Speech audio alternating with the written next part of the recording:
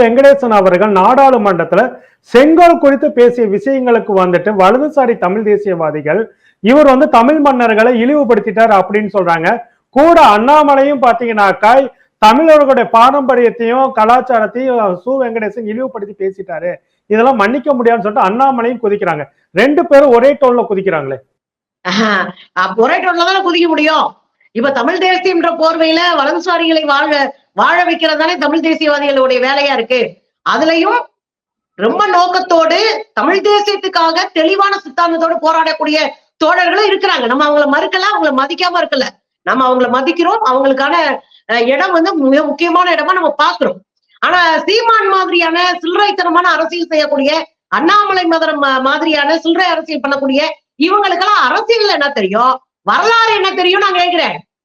வெங்கடேசன் படிச்சதுல 100% 1% கூட நான் சொல்லல. வெங்கடேசன் வாசிப்புல 100% இருக்கிறவன் எவனாவது வா தமிழ்நாட்டுக்குள்ள நான் சொல்றேன். சீமான் காலுக்கு தூசி கூட ஆக மாட்டாரு. அண்ணாமலை எல்லாம் ஏரியாக்குள்ளே வரக்கூடாது. அப்ப இந்த ரெண்டு பேரும் பேசுறீங்க. வெங்கடேசனை போல ஒரு வாசிப்பு அனுபவம் இருக்கிற தோழர், ஏன்னா வெங்கடேசன் எனக்கு நல்லா தெரிஞ்சவன். நாங்கெல்லாம் ஒரே ஊர்ல வளர்ந்தவங்க, எனக்கு நல்லா தெரியும். எங்களுடைய சீனியர் தான் வெங்கடேசன். அத்தனை 1000 புஸ்தகம் அவர் வீடு பூரா இருக்கும். சாப்பாடு தட்டுக்குள்ள கூட 2 புஸ்தகம் கிடக்கும். 24 மணி நேரம் வாசிக்கக்கூடியவர், உலக அனுபவம் இருக்கிற ஒரு ஆளு, ரொம்ப சாஃப்டான மனுஷன். அவர் பேசுறதுல என்ன தப்பு இருக்குன்னு எவனாவது பேசினானா? யார் ஒருத்தர் ராஜாக்களை கொண்டாடுகிறோம்ன்ற பெயர்ல அதிகாரத்தை கொண்டாடுகிறார்களோ அவர்கள் ஜனநாயக விரோதிகள். நீ ராஜாவை கொண்டாடினா என்ன அர்த்தம்? அவருடைய அத்தனை விஷயங்களை ஏத்துக்கிட்டேன்னு அர்த்தம். நீ ஜனநாயகத்துக்கு விரோதின்னு அர்த்தம். நீங்க ரொம்ப சிம்பிளாவே சொல்றீங்க. அவர் ரொம்ப எந்த ராஜா பேரையும் குறிப்பிடல வெங்கடேசன். அவர் ரொம்ப சிம்பிளா சொன்னாரு. அந்த புறங்கள்ல அது கன்னியாகுமரியில இருந்து அங்க மேற்க இமயமலை வரை அதான் விஷயமே. அந்த புறம்ன்ற பேர்ல பாலியல் சுரண்டல் பண்ண கும்பல்கள் பேர் தான் அரசன், ராஜ்யம்.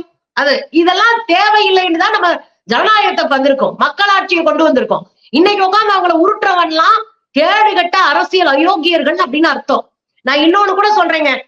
தசரதன் ஒருத்தர் இருந்தாருல்ல, ராமருடைய அப்பா, அவருக்கு எத்தனை கொண்டாட்டி?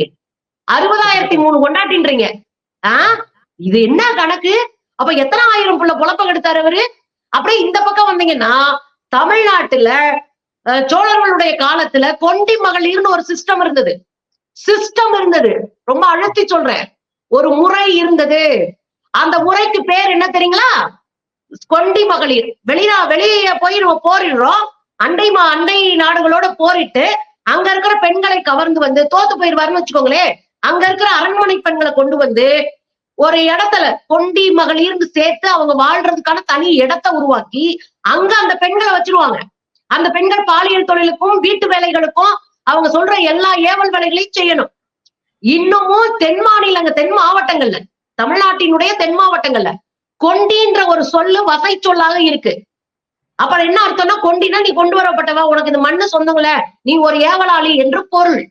அந்த ராஜராஜ சோழன் அவருடைய காலகட்டத்துலதான் இங்க பாலியல் தொழிலாளியாக கலைஞர்கள் மாற்றப்பட்டார்கள். அது தேவதாசிகள் என்கிறவர்கள் கலைஞர்களாக இருந்தவர்களை பாலியல் தொழிலாளிகளாக மாற்றிய காலகட்டம் அதுதான். தேவதாசிகளுக்கு கடுமையான தண்டனைகள் விதிக்கணும், பார்ப்பனர்களுடைய பேச்ச கேட்கலாம் அப்படின்ற வரைக்கும் சட்டத்திட்டங்கள் இருந்தது. அவங்களை குண்டெல்லாம் கட்டி மேல இருந்தெல்லாம் தூக்கி போட்ட கதைகள்லாம் நம்ம படிச்சிருக்கோம். சாமானிய மக்கள் மீது கடுமையான வரி விதிப்பை போட்டதுக்கான கல்வெட்டுக்கெல்லாம் இருக்கு. நீங்க கண்ணை மூடிக்கிட்டு நீ ஆதரி, ஏன்னா நீ எல்லாம் வாட்ஸ்அப்ல வாந்தி எடுக்கிறத ஆதரிக்கிறவன். நாங்க அப்படி இல்ல, நாங்க வாசிக்கிற ஆளுங்க, எங்களுக்கு வரலாறு தெரியும், வரலாறு சார்ந்த அரசியல் புரியும். சோ சமூக நீதி அரசியல் வேறு, ஜனநாயக அரசியல் வேறு. இதுகளுக்கு அப்பாற்பட்டதுதான் இந்த மன்னர்களை கொண்டாடுகிற ஒரு அரசியல். அந்த கேடுகட்டத்தனத்தை செய்யறவங்களை நம்ம ஒண்ணும் பண்ண முடியாது, நொட்டாயங்களை தட்டிட்டு போக வேண்டியதான். வெங்கடேசன் அவர்கள் ரொம்ப தெளிவா சொல்லி இருக்கிறாரு. அதுக்குள்ள ஒரு மிக முக்கியமான அரசியல் இருக்கு. செங்கோல்னு பேசிட்டு இருந்தேயா, செங்கோல்ன்றது என்னது? எல்லா மக்களுக்கும் நேர்மையான ஒரு வாழ்க்கையை உருவாக்குறானே. ஆனா அந்த செங்கோலை வச்சுக்கிட்டு தானே இத்தனை பெண்களை பாலியலா சுரண்டுன.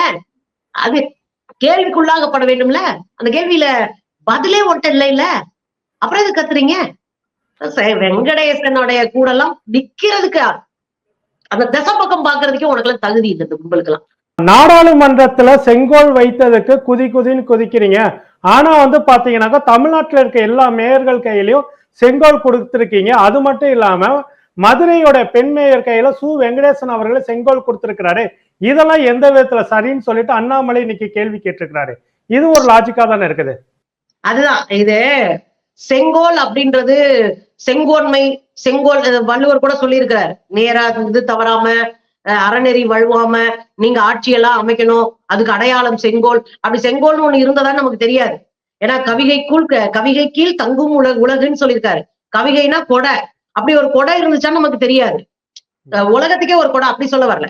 அரசுக்கான நேர்மையான ஆட்சிக்கான ஒரு கொடை, வெண்கொற்ற கொடை அப்படின்னு அது பேரு. அப்படி ஒரு கொடை இருந்துச்சான்னு தெரியல. இந்த வெள்ளக்கார பீரியடுக்கு அப்புறம் இந்த மாநகராட்சி, உள்ளாட்சி இதுல எல்லாம் நிறைய மாத்த வேண்டி இருக்கு. இன்னும் நம்ம மாத்தாம வச்சிருக்கோம்.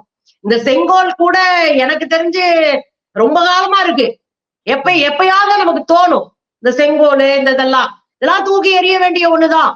நம்ம இன்னும் கோர்ட்டுல போய் பாத்தீங்கன்னா வெள்ளக்கார மாதிரி ஒரு காலத்துல முடி கூட வச்சுட்டு இருந்திருக்காங்க. இந்த கோர்ட்டு வெயில் காலத்துல இந்த இவ்வளவு பெரிய கோட்டை போட்டுக்கிட்டு அலைய வேண்டிய அவசியமே இல்லை.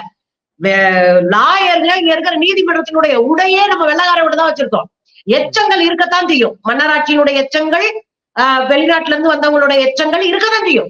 அதை எப்ப நம்ம மாத்தணும், அதுதான் நம்ம கையில இருக்கு. அப்ப நமக்கு இது தேவையில்லை என்கிற அரசியல் அறிவு வருகிற போது, இது அவசியமா இல்ல அப்படின்ற உரையாடல்கள் வருகிற போது இது மாற்றப்பட வேண்டிய ஒன்றா இருக்கு. யார் கையில இருந்தாலும் செங்கோல்ன்றது அதிகாரத்தினுடைய அடையாளங்க. மாநகராட்சி கையில செங்கோல் கொடுத்துட்டோம்னா அது பாருங்கள், அது இப்ப இருக்க நடைமுறையில இருக்கனால கொடுக்குறோம். எப்படி ஓட்டிங் மெஷினே வேணாம்னு நாங்க எதிர்த்தாலும் அதுலதானே ஓட்டு போட வேண்டியது இருக்கு. அது மாதிரி செங்கோலே வேணாம்னு நாங்க எதிர்க்கிறோம். ஆனா அது ஒரு அடையாளமாக்கி வச்சிருக்கீங்க, அது ஒரு நடைமுறை வழக்கமா ஆக்கி வச்சிருக்கீங்க. அதை மாத்தணும்ன்றோம். அதை மாத்தும் போது அதை தூக்கி ஓரமா எரிஞ்சிருவோம். அது இவங்க மேயர் கையில செங்கோல் இருந்தா என்ன, பிரைம் மினிஸ்டர் கையில செங்கோல் இருந்தா என்ன, எல்லாமே அதிகாரத்தினுடைய அடையாளம். மக்களாட்சியில் அதிகாரத்திற்கு இடமே கிடையாது. மக்கள் தான் எஜமானர்கள்.